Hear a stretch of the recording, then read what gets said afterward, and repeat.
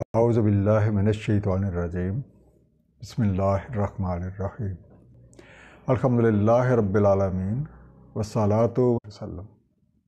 آج ہم انشاءاللہ سورہ السجدہ آیت نمبر 17 سے 30 یہ رکوع نمبر 2 اور 3 جو ہے اس کا مطالعہ کریں گے۔ اس سے پچھلی نشست میں ہم نے سورہ السجدہ کی جو آیات 1 سے لے کے 16 کا مطالعہ کیا تھا، تو اس میں ہم نے جانا تھا کہ کامیابی کے حصول کے لیے سجدے کی طرز کو اپنانا بہت ضروری ہے۔ سجدے کی طرز سے مراد اللہ تعالیٰ کی حاکمیت اور برتری کو تسلیم کرنا اور اپنی زندگی کو اس کے تقاضوں کے مطابق ڈھالنا ہے۔ اس راہ پہ چلنے والوں کے بارے میں جن چیزوں کا علم ہمیں ان آیات سے حاصل ہوا تھا، اس کا ایک مختصر سا خلاصہ پیش کرنا ضروری سمجھتا ہوں، تاکہ آج کی زیر مطالعہ جو آیات ہیں ان کا پس منظر ہمیں ذہن نشین رہے۔ تو سب سے پہلی چیز اپنے خالق اور مالک کو پہچاننا اور جاننا، تاکہ حق بندگی صحیح طور پہ ادا کیا جا سکے۔ دوسری بات، تفویض شدہ جو فرائض ہیں ان کی بجا آوری میں ہمتاً گوش رہنا، جیسے چاند، سورج، ستارے اپنے اپنے کام میں لگے ہوئے ہیں۔ تیسری چیز، ہر چیز کو صرف اللہ کے واسطے سے یعنی کیئر آف اللہ جاننا۔ چوتھی چیز، اختیارات اور صلاحیتوں پر تکبر کی بجائے عاجزی کو اپنائے رکھنا۔ پانچویں چیز، ہر دم اللہ تعالیٰ کے حضور اپنے آپ کو جواب دہ سمجھنا اور خوف اور امید کے بین بین رہنا۔ اور آخری چیز، اللہ تعالیٰ کے دیے ہوئے وسائل کو اپنی ضروریات اور مخلوق کی بھلائی پر صرف کرنا۔ تو اس بیک گراؤنڈ کے ساتھ آئیے چلتے ہیں آج کے سبق کی طرف، اور سب سے پہلی جو آیت جس کا ہم مطالعہ کریں گے وہ ہے آیت نمبر 17۔ لیکن میں چاہتا ہوں کہ اس سے پہلے آیت نمبر 16 جو ہے اسے دہرا دوں۔ تتجافی جنوبہم عن المضاجع یدعون ربہم خوفا وطمعا ومما رزقناہم ینفقون۔ جدا رہتے ہیں ان کے پہلو اپنے بستروں سے، پکارتے ہیں اپنے رب کو خوف اور طمع کے ساتھ، اور خرچ کرتے ہیں ہمارے دیے ہوئے رزق میں سے۔ اب ایسے لوگوں کے لیے، کیونکہ انہی کا تذکرہ چل رہا ہے جو لوگ سجدے کی طرز کو اپنائے ہوئے ہیں، تو اب یہ والی جو آیت نمبر 17 ہے، فَلَا تَعْلَمُ نَفْسٌ، فَلَا تَعْلَمُ نَفْسٌ، نہیں ہے علم کسی نفس کو، نہیں ہے معلوم کسی نفس کو، مَا أُخْفِيَ لَهُم، کہ کیا چیز اس کے لیے مخفی رکھی گئی ہے، کیا چیز چھپا کے اس کے لیے رکھی گئی ہے، من قرۃ اعین، قرار آنکھوں کا، ٹھنڈک، راحت، کوئی ایسی چیز جس سے آنکھوں کو ٹھنڈک پڑ جائے، جس سے کہ بندے کو پورا سکون آ جائے۔ جزاء بما کانوا یعملون، صلہ اس کا جو کیے انہوں نے اعمال۔ آپ جزا کا میننگ صلہ کرنا چاہیں، جزا کا معنی جزا کہنا چاہیں، بدلہ کہنا چاہیں، کہ جو انہوں نے اچھے اعمال کیے تھے اس کے بدلے میں ان کے لیے اللہ کریم نے ایسی کوئی چیز چھپا کے رکھی ہوئی ہے جو بالکل آنکھوں کی ٹھنڈک ہے، لیکن اسے عام حالات سے، عام طریقوں سے جاننا پاسبل نہیں ہے۔ افمن کان مومنا، تو کیا جو ایک بندہ مومن ہو، کمن کان فاسقا، وہ اس کی طرح ہو سکتا ہے جو فاسق ہو؟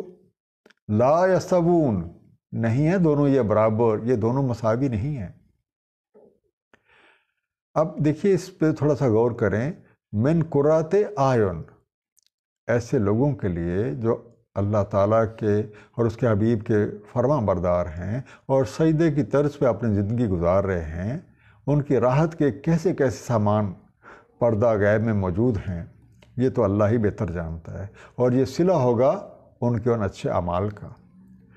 تو جو کل، اس سے یہ حقیقت سامنے آتی ہے، جو کل ملنا ہے آج اس کی خبر نہیں ہے۔ تو جو بھی میرا آدمی جو ہے وہ رائے خیر اپناتا ہے تو دنیا یعنی جو حال ہے اس میں بھی فلاح پاتا ہے اور انشاءاللہ آخرت میں بھی فلاح پائے گا۔ لفظ آیا تھا فاسقن۔ فاسقن کا روٹ آپ کو یاد ہوگا کہ یہ ہے فسق، فے سین کاف۔ اس سے مراد ہے کہ جو جانتے بوجھتے نافرمانی کرنے والا، انگلش میں آپ اسے کہہ سکتے ہیں ڈیفینٹلی ڈس اوبیڈینٹ، ہر چیز کو جانتا ہے سمجھتا ہے پھر بھی نافرمانی کرتا ہے۔ اس کا مطلب کہ یہ تو پھر کوئی زیادہ جو سخت قسم کا جرم ہے وہ بن جاتا ہے۔ اور ریزن کیا ہوتی ہے کہ جو فاسق ہے وہ حق کو اپنی مرضی کے تابع رکھنا چاہتا ہے، اور جب یہ دیکھتا ہے کہ اگر اس نے حق کو تسلیم کر لیا تو اس سے اپنی ذاتی خواہشات سے دستبردار ہونا پڑ جائے گا، تو وہ کیا کرتا ہے کہ حق کو پیچھے چھوڑتا ہے اور اپنی ذات کو تقدم دیتا ہے۔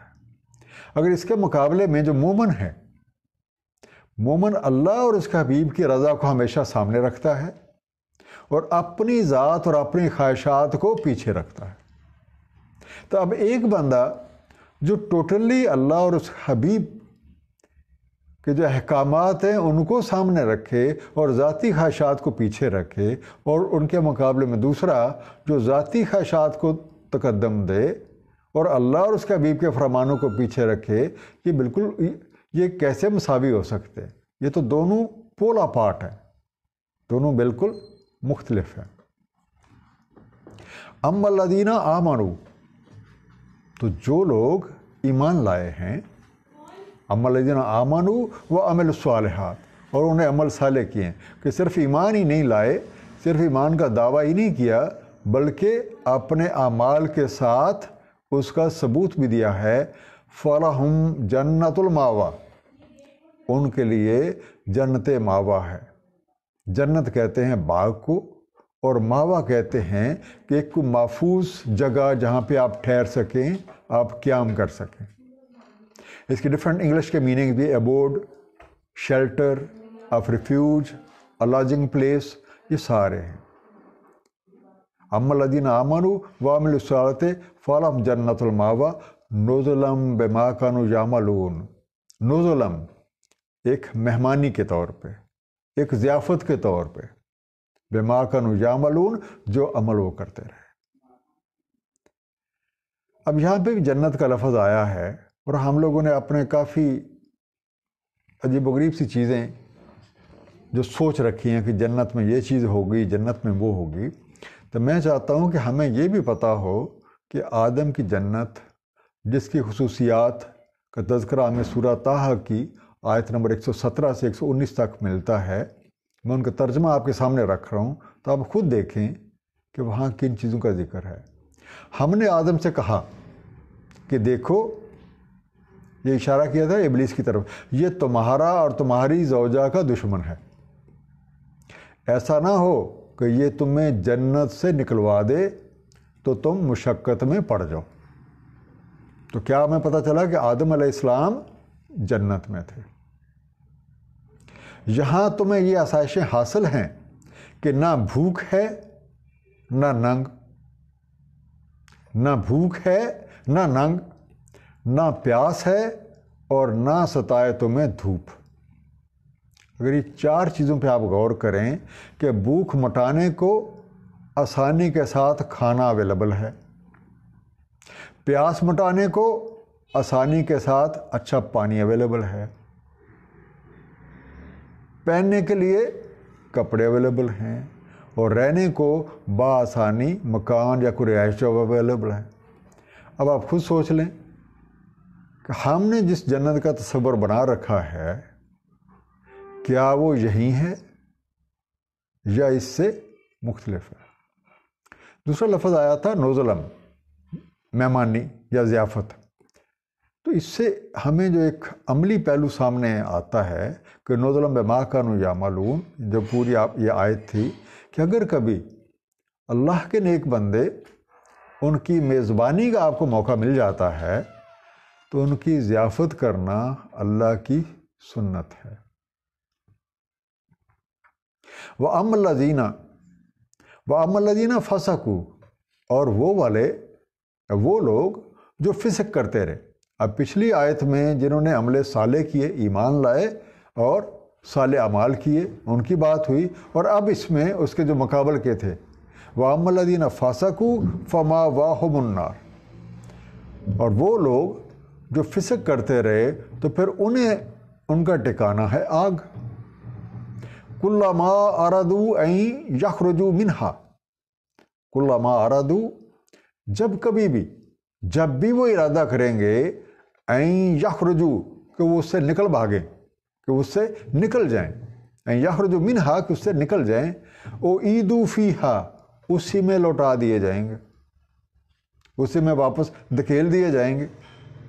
وقیل لہم، اور ان سے یہ کہہ دیا جائے گا، ذوقوا عذاب النار، اب لو مزہ عذاب النار کا، اب چکھو سزا اس آگ کی، الذی کنتم بہ تکذبون، جسے تم جھٹلاتے رہے ہو، جس کی تم تکذیب کرتے رہے ہو۔ اب فسقوا، پیچھے بھی فسق کا لفظ ہم نے پڑھا تھا کہ جو جانتے بوجھتے نافرمانیاں کرتے ہیں، یعنی اپنی من مرضیاں کرتے ہوئے برے اعمال کو چھوڑنا پسند ہی نہیں کرتے۔ تو جب ان کو برے اعمال چھوڑنا پسند ہی نہیں ہے تو اس کی جزا یا اس کے بدلے سے کیسے بچ سکتے ہیں؟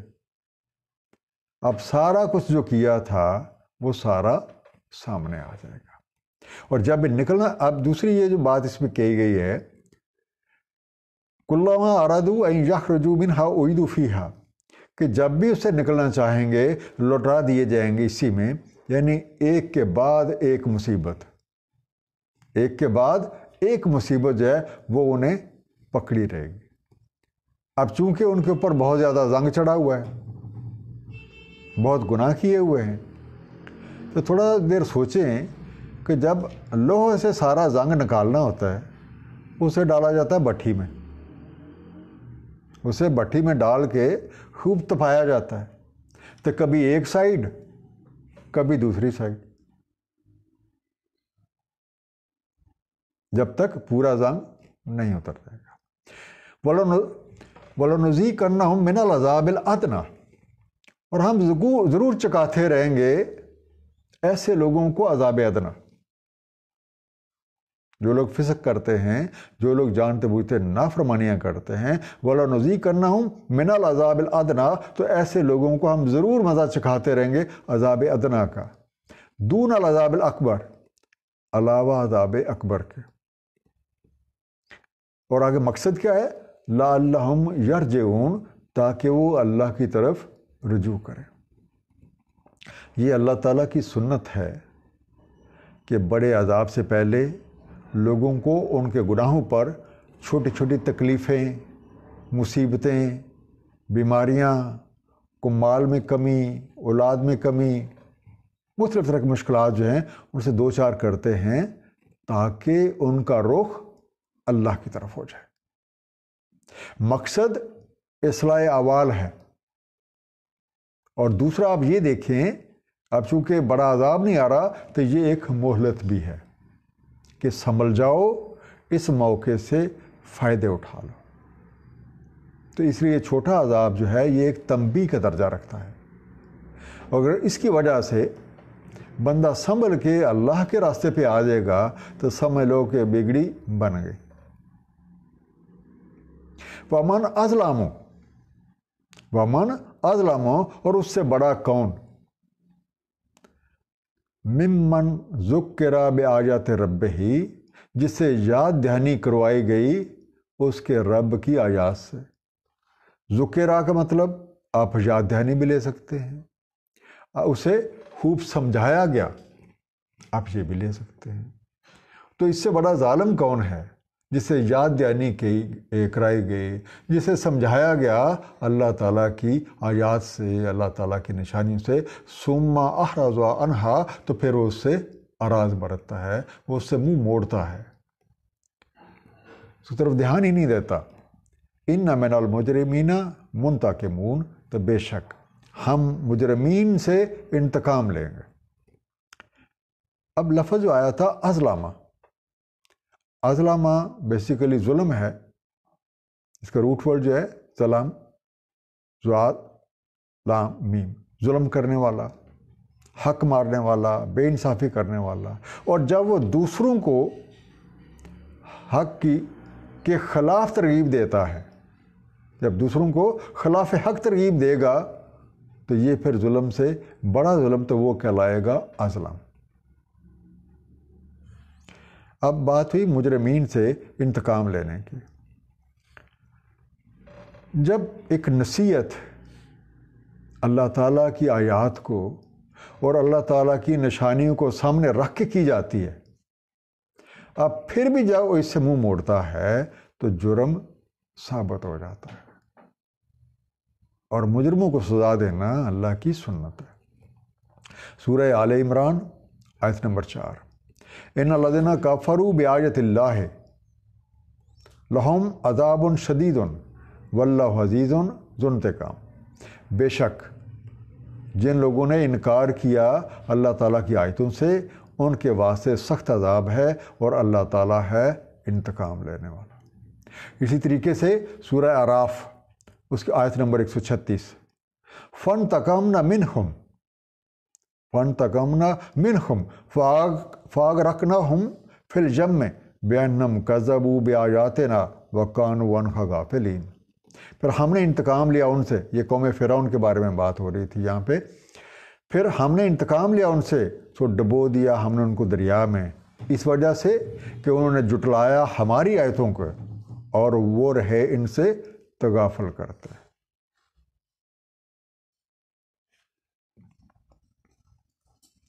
وَلَقَدْ آتَيْنَا مُوسَى الْكِتَابَ وَلَقَدْ آتَيْنَا مُوسَى الْكِتَابَ بلا شبہ، بے شک ہم نے دی موسیٰ علیہ السلام کو الکتاب۔ فَلَا تَكُنْ فِي مِرْيَةٍ مِّن لِقَائِهِ، تو تمہیں اس بات میں کوئی شبہ نہیں ہونا چاہیے اس کے ملنے میں۔ وَجَعَلْنَا هُدًى لِبَنِي إِسْرَائِيلَ، اور ہم نے کر دیا یا ہم نے کیا تھا اسے ہدایت بنی اسرائیل کے لیے۔ تو جس طریقے سے موسیٰ علیہ السلام کو الکتاب دی گئی تھی، اسی طرح کی الکتاب آپ کو بھی دی گئی ہے۔ نہ اس کے ملنے میں کوئی شک ہے، نہ اس کے ملنے میں شک ہے، وہ بھی اللہ رب العالمین کی طرف سے تھی، اور یہ بھی اللہ رب العالمین کی طرف سے ہے۔ اور اس میں بھی ہدایت تھی، اس میں بھی ہدایت ہے۔ اس میں بھی ایمان لانے والے خوشخبری اور منکرین کے لیے تنبیہ اور برے کاموں کے المناک انجام کی خبر تھی، اسی طرح اس میں بھی ہے۔ وَجَعَلْنَا مِنْهُمْ أَئِمَّةً يَهْدُونَ بِأَمْرِنَا، اور ہم نے کر دیے ان میں سے امام، یہدون بامرنا، کہ رہنمائی کریں ہمارے امر سے۔ لما صبروا، تو جب تک انہوں نے صبر کیا، وکانوا بآیاتنا یوقنون، اور رکھا ہمارے آیات پر یقین، تو جب تک یہ دو کام وہ کرتے رہے وہی امام رہے۔ تو اگر کوئی امامت کا منصب، امامت کیا ہے؟ لیڈرشپ، اگر کوئی امامت کا منصب جو ہے وہ لینا چاہتا ہے تو اسے اللہ تعالیٰ کے امر کے مطابق لوگوں کی رہنمائی کرنی ہوگی اور صبر کرنا ہوگا۔ کہ ظاہر ہے جب آپ کام کریں گے تو آپ کے سامنے دنیاوی مشکلات بھی آ سکتی ہیں، ڈفرینٹ پرابلمس بھی آ سکتے ہیں، دشمنیاں بھی ہو سکتے ہیں۔ سورہ زمر آیت نمبر 41، یہ جو پہلی آیت تھی وَلَقَدْ آتَيْنَا مُوسَى الْكِتَابَ، اس حوالے سے سورہ زمر کی آیت نمبر 41، إِنَّا أَنزَلْنَا عَلَيْكَ الْكِتَابَ لِلنَّاسِ بِالْحَقِّ فَمَنِ اهْتَدَىٰ فَلِنَّفْسِهِ وَمَنْ ضَلَّ فَإِنَّمَا يَضِلُّ عَلَيْهَا وَمَا أَنْتَ عَلَيْهِمْ بِوَكِيلٍ۔ اور ہم نے نازل کی ہے تجھ پہ الکتاب لوگوں کے واسطے حق کے ساتھ، پھر جو کوئی راہ پہ آ گیا سو اپنے بھلے کو، اور جو کوئی اس سے بہکا سو وہ بہکا ہے اپنے برے کو، اور آپ نہیں ہیں اس کے ذمہ دار۔ اور دوسری جو چیز امامت کی میں نے واضح کر دی کہ امام وہ بنے گا جو الکتاب کے مطابق خود راہ راست پہ ہوگا اور دوسروں کو اس راہ کی رہنمائی کرے گا۔ اللہ تعالیٰ کی دی ہوئی نعمتوں اور صلاحیتوں کو احسن طریقے سے الکتاب کی روشنی میں بروئے کار لائے گا، نہ کہ ذاتی پسند یا ناپسند کے مطابق، تو پھر وہ امام کا اہل ہوگا۔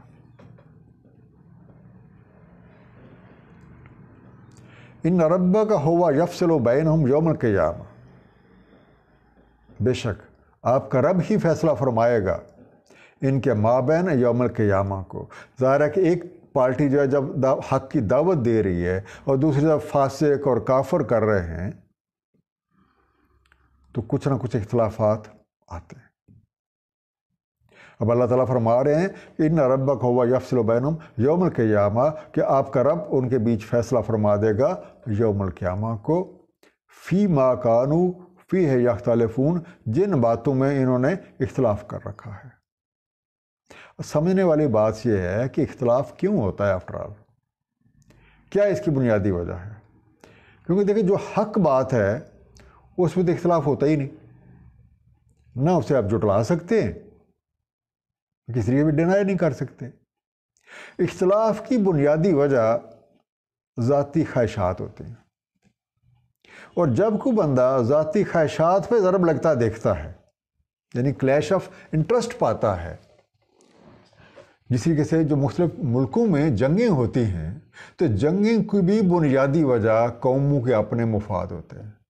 جب ایک قوم دیکھتی ہے کہ میری قوم کو، میرے اپنے ملک کے جو مفادات ہیں ان کو دوسرا دبا رہا ہے، تو وہ جنگ پہ آ جاتے ہیں۔ بالکل اسی طریقے سے جب کوئی انسان یہ دیکھتا ہے کہ اگر میں حق کو تسلیم کر لوں گا تو مجھے کئی چیزیں چھوڑنی پڑیں گی، کئی عادتیں چھوڑنی پڑیں گی، جو میں نے لوگوں کا مال دبا رکھا ہے وہ مال بھی مجھے چھوڑنا پڑے گا۔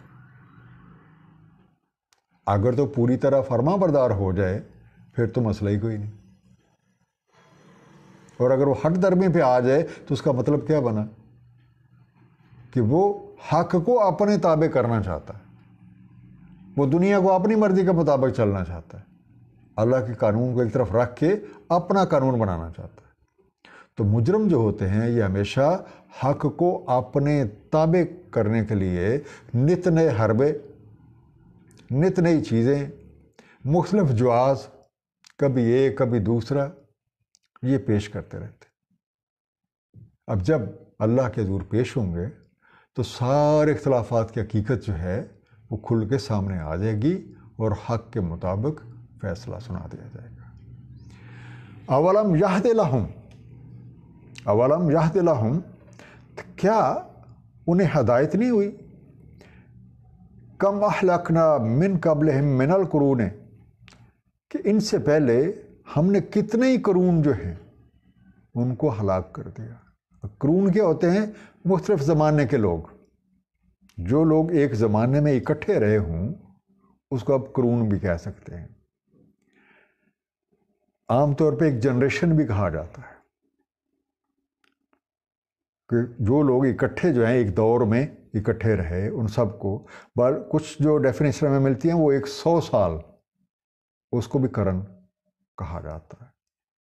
لیکن جو بنیادی چیز میں نظر آتی ہے کہ جو لوگ عام طور پہ ایک زمانے میں اکٹھے پائے گئے ان کو آپ قرون کہتے ہیں۔ تو کیا اللہ تعالیٰ کیا فرما رہے ہیں کہ اولم یہد لہم کما اہلکنا من قبلہم من القرون، تو کیا انہیں اس بات سے کوئی ہدایت نہیں ہوئی کہ ان سے پہلے بھی بڑے لوگ آئے تھے جو اس طرح کی حرکتیں کرتے تھے اور ہم نے انہیں ہلاک کر دیا۔ یمشون فی مساکنہم، یہ تو جاتے ہیں گھومتے پھرتے ہیں جہاں وہ رہتے ہوتے تھے، کہ آج بھی بہت سارے آثار ان کے پائے جاتے ہیں۔ قوم عاد تھی، قوم سمود تھی، قوم لوط تھی، اور بڑے بڑے لوگ آئے اور چلے گئے۔ تو کیا یہ سارا کچھ دیکھ کے انہیں کوئی نصیحت نہیں ہوتی؟ ان فی ذالک لآیات، بڑا شبہ یہ جو چیزیں ہیں، یہ جو اس طریقے سے اس میں نشانیاں ہیں۔ افلا یسمعون، تو کیا وہ سنتے نہیں ہیں؟ اب ایک ہے ان نشانات کو خود دیکھنا کہ آپ جاتے ہیں، آپ ان کھنڈرات کو دیکھتے ہیں، آپ ان محلات کو دیکھتے ہیں، آپ ان جگہوں کو دیکھتے ہیں، آپ کتابیں پڑھتے ہیں اس کے بارے میں، اور جب کبھی آپ وزٹ کریں تو وہاں آپ کو آپ سے بہتر معلومات رکھنے والے جیسے ٹور گائیڈز ہوتے ہیں، وہ آپ کو ڈیٹیلز بتاتے ہیں،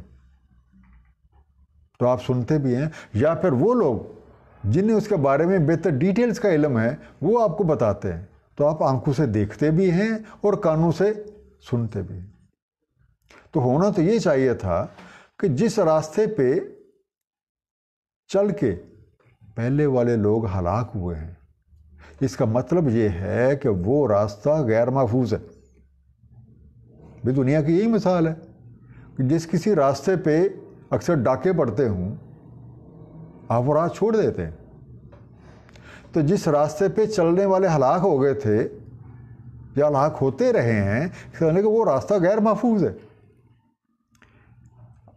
ہمارے سے پہلے جو بسنے والے لوگ ہیں ان کے پاس وسائل بھی تھے، ان کے پاس قوتیں تھیں، ان کے پاس اختیارات بھی تھے، لیکن خلاف حق ہونے کی وجہ سے اللہ کے عذاب سے انہیں کوئی چیز نہ بچا پائے۔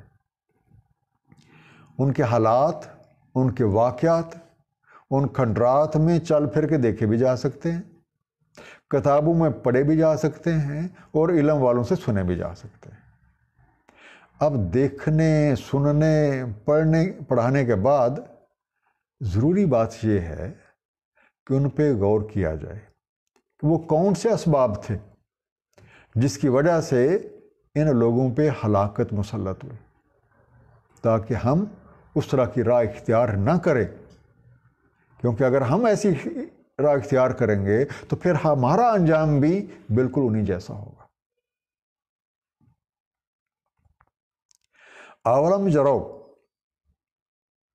جرو، کیا یہ دیکھتے نہیں ہیں؟ کیا نہیں دیکھتے ہو؟ انا نسوق الماء الی الارض الجرز، کہ ہم بہا لاتے ہیں پانی کو بنجر زمین کی طرف،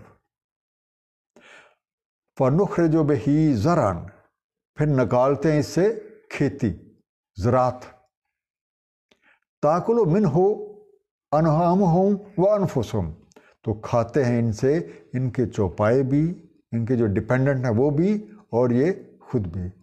افلا یبصرون، تو کیا یہ سارا کچھ دیکھ کے تمہیں کچھ نہیں سوچتا؟ تمہیں کوئی سمجھ نہیں آتی؟ تمہیں کوئی بصیرت حاصل نہیں ہوتی؟ وَيَقُولُونَ مَتَىٰ هَٰذَا الْفَتْحُ، اور کہتے ہیں کب ہوگی یہ فتح، ان کنتم صادقین، اگر تم سچے ہو۔ اب کوشش کرتا ہوں کہ یہ دونوں جو آیات ہیں اس کی تھوڑی سی مزید جو ایک وضاحت ہو جائے۔ لفظ آیا تھا نسوق کا۔ نسوق کا انگلش میں میننگ آپ کہہ سکتے ہیں ڈرائیو، بہا کر، چلا کر ایک چیز کو دوسری جگہ لے آنا۔ تو یہاں کون سی چیز کو چلا کے لایا جا رہا ہے جو دوسری جگہ ڈیلیور کی جا رہی ہے؟ الماء، ماہ۔ ورڈ آیا تھا فتح، الفتح۔ فتح ہوتا ہے کھول کے، جیسے جو دروازہ کھولنے والا ہے اسے آپ مفتاح کہتے ہیں۔ اگر میں کہوں افتح تو اس کا مطلب کہ کھول دو، کہ دروازے کی اشارہ کر کے اگر کہا جائے افتح یعنی کہ دروازے کو کھول دے، اور مفتاح جو دروازے کو کھولتا ہوتا ہے۔ بل اس کا مطلب ڈسکلوجر بھی ہوتا ہے، اس کا مطلب فتح پا لینا بھی ہوتا ہے، اور اس کا مطلب حتمی رائے بھی ہوتا ہے۔ اب اسی جو روٹ ورڈ ہے فے تے ہے، اسی سے آپ دیکھیں سورہ فاتحہ، الفاتحہ، دی اوپننگ، جس سے قرآن کریم کی شروعات ہو رہی ہیں۔ تو اب اسی سے لفظ بنتا ہے مفاتح، اور مفاتح کا مطلب ہوتا ہے چابی، کیز، جس کے ساتھ کوئی بند چیز کو آپ کھول سکتے ہیں۔ تو یہاں سارا آپ اگر مفہوم سامنے رکھیں تو ایک قسم کا وہ فیصلے کی بات کر رہے ہیں۔ اب جو پہلی آیت تھی اولم جرو انا نسوق الماء الی الارض الجرز ونخرج بہ زرعا تاکلوا منہ انعامہم وانفسہم، اس آیت میں خالق کائنات کی کاریگری کی ایک عظیم مثال ہے جو ہمارے سامنے رکھی گئی ہے، اور ہم بار بار اس کا مشاہدہ کرتے ہیں اور جو لوگ اس مظاہرے پہ غور و فکر کرتے ہیں ان پہ یہ حقیقت واضح ہو جاتی ہے کہ مردہ زمین کو یا بنجر زمین کو ایک آباد کر دینا، یا مردہ زمین کو زندہ کر دینا، یا غیر آباد کو آباد کر دینا، اس کی مثل بالکل ہمارے مرنے کے بعد دوبارہ اٹھا کھڑا کرنے والی ہے۔ اور جو لوگ غور و فکر سے عاری ہیں وہ باس بعد الموت کو بالکل ڈینائی کرتے ہیں، اسے بعید از امکان سمجھتے ہیں، اور اکثر یہیں پھر کہتے پائے جاتے ہیں کہ یہ کب ہوگا، کیسے ہوگا، وقت بتائیں، موقع لا کے دکھائیں۔ اب یہ ساری چیزیں اللہ کریم کے ہاتھ میں ہیں، اور اس طرح کے مطالبات کا تعلق اکثر جو ہے وہ جاہلیت سے ہی ہوتا ہے۔ سورہ فاطر آیت نمبر 9 جو ہے، واللہ الذی ارسل الرياح فتثیر سحابا فسقناه الى بلد میت فاحیانا به الارض بعد موتها کذالک النشور۔ اور اللہ جس نے چلائی ہیں ہوائیں جو اٹھا لیتی ہیں بادل کو، پھر ہانک دیتے ہیں ہم اس کو مردہ دیس کی طرف، پھر زندہ کر دیا ہم نے اس سے زمین کو اس کے مرنے کے بعد، اسی طرح ہوگا تمہارا جی اٹھنا۔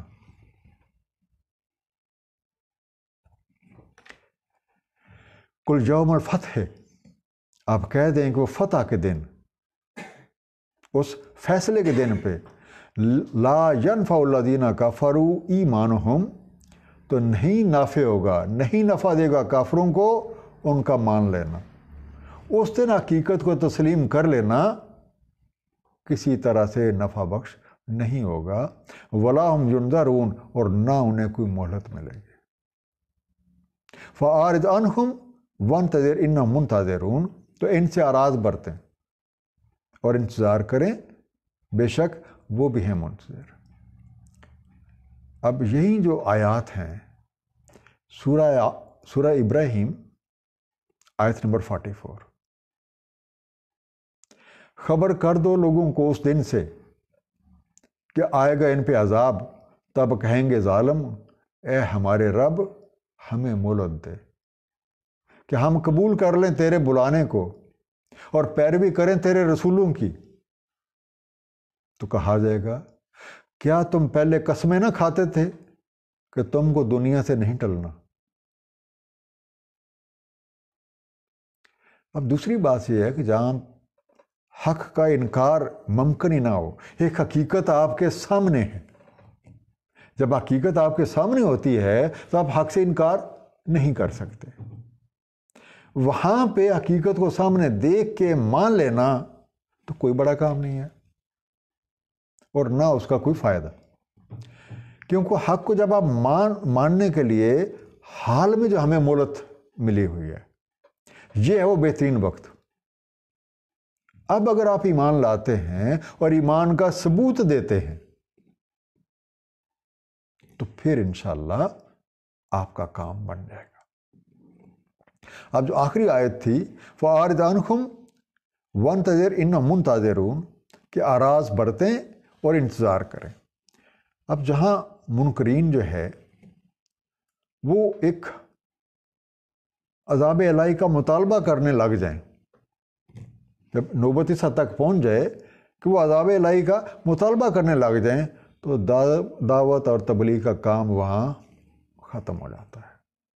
تو ایسے لوگوں سے پھر اعراض کرنا اور انجام کار کا منتظر رہنا ہی بہترین حکمت عملی ہے، جیسا کہ سورہ المومنون کی آیت نمبر 43، ما تسبق من امت اجلھا وما یستاخرون، نہ کوئی امت اپنی اجل سے پہلے جائے گی اور نہ کوئی تاخیر کر پائے گا، کہ جو اللہ کے حضور ایک وقت مقرر ہے اس وقت پہ وہ انسیڈنٹ ہو کے رہے گا، نہ اس سے پہلے نہ اس کے بعد۔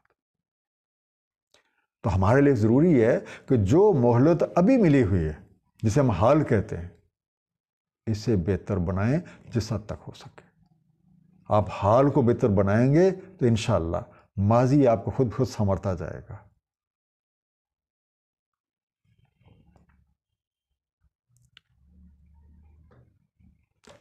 اس کے ساتھ سورہ السجدہ جو ہے وہ مکمل ہوئی۔ کہنے کو یہ ایک چھوٹی صورتوں میں سے آتی ہے، ٹوٹل 30 آیات ہیں، لیکن جامعیت کے لحاظ سے یہ ایک بہت بڑی صورت ہے، اور اس میں ایسے ایسے پہلو کور کیے گئے ہیں کہ آپ حیران رہ جاتے ہیں۔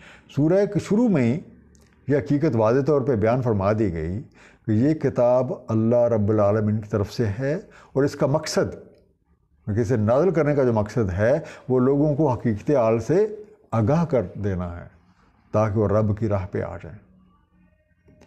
پھر اس میں تخلیق کائنات کا تذکرہ فرمایا گیا کہ 6 دن میں پوری جو کائنات ہے وہ تشکیل کر دی گئی، اور ساتھ یہ وضاحت فرما دی گئی کہ کائنات پر غور و فکر کرنے سے خالق اور مالک حقیقی جو ہے اسے جانا اور پہچانا جا سکتا ہے۔ اس کے بعد پھر ذکر ہوا تھا تخلیق آدم کا، اور یہ بات کھول کے بتا دی گئی کہ بنی آدم کے ہر فرد میں یہ صلاحیت موجود ہے کہ وہ اپنی محنت سے اپنا مقصد حیات حاصل کر سکتا ہے، اور ان صفات میں سے جو آدم میں، جو بنی آدم کو عطا کی گئیں، اس میں غور و فکر ایک ایسی صلاحیت ہے جو بنی آدم کو دوسری مخلوقات سے ممتاز کرتی ہے۔ اب تخلیق آدم کے بعد جب فرشتوں کو آدم کی برتری تسلیم کرنے کا، جسے ہم عرف عام کہتے ہیں جو سجدہ کرنے کا کہا گیا تھا، تو سب نے تسلیم کیا سوائے ابلیس کے۔ تو اسی وقت اللہ کریم نے اس حقیقت کو واضح فرما دیا تھا کہ ابلیسی راہ پہ چلنے والے جہنم میں جائیں گے، جس سے ہمیں یہ پتہ چلتا ہے کہ کامیابی کے حصول کے لیے سجدے کی طرز کو اپنانا لازم ہے۔ اس کے لیے اپنے خالق اور مالک کو جاننا، اسے پہچاننا تاکہ حق کی بندگی ادا ہو سکے، ہر چیز کو کیئر آف اللہ سمجھنا، ہر دم اپنے آپ کو اللہ کے سامنے جواب دہ سمجھنا، اور اس کے دیے ہوئے وسائل کو اپنی ضروریات اور اللہ کی مخلوق کی بھلائی پہ خرچ کرنا۔ ساتھ ہی یہ حقیقت بھی واضح طور پہ بیان فرما دی گئی کہ اللہ تعالیٰ کی رضا کے مطابق زندگی بسر کرنے والے اور اپنی خواہشات کے مطابق زندگی بسر کرنے والوں کا انجام بالکل مختلف ہوتا ہے، اور بارش کے پانی سے مردہ اور بنجر زمین میں کھیتی کے اگنے کی مثال سے حیات بعد الموت جو ہے اس کے طریقہ کار کی وضاحت فرما دی گئی۔ اب عقل و دانش سے جو محروم لوگ ہیں ان کے اوپر تو یہ حقیقت ایک ایسے وقت پہ کھلے گی کہ جس وقت اس کا ماننا ان کے لیے کوئی فائدہ نہ دے گا۔ اب تھوڑا سا جو انٹرسٹنگ پوائنٹ آپ کو نظر آئے گا کہ سورت کا آغاز بھی تخلیق آدم کے حوالے سے ہوا، اور سورت کا اختتام باس بادل موت کے منکرین کے انجام سے۔ سو پیدائش اور موت کے درمیانی جو وقفہ ہے یہ وہ مہلت ہے جو ہمارے پاس اویلیبل ہے، اور اس سے مہلت سے آپ صحیح فائدہ اٹھانے کے لیے سجدے کی طرز کو اپنانا لازم ہے۔ اللہ تعالیٰ ہم سب کو سمجھنے کی اور عمل کرنے کی توفیق عطا فرمائیں۔ صدق اللہ العلی العظیم۔ صلی اللہ تعالی علی خیر خلق سیدنا محمد وعلی آلہ وصحبہ وسلم۔